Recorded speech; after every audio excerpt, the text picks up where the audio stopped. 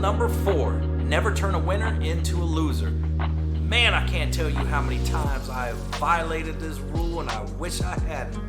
So, there are several methodologies taught by Investment Current that are going to help you implement this rule, such as defining profit targets.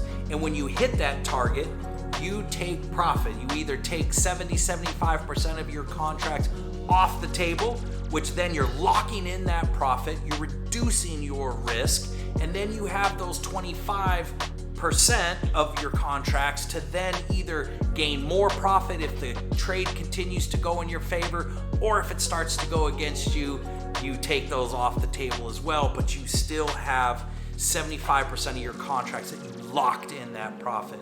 That's going to help you never turn a winner into a loser. The other kind of sub-rule to this is never let your runners go negative.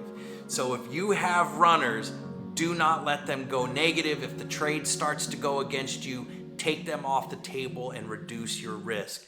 For me, because a lot of times I trade a small number of contracts, I don't even leave runners. I just take all my contracts at the first profit target.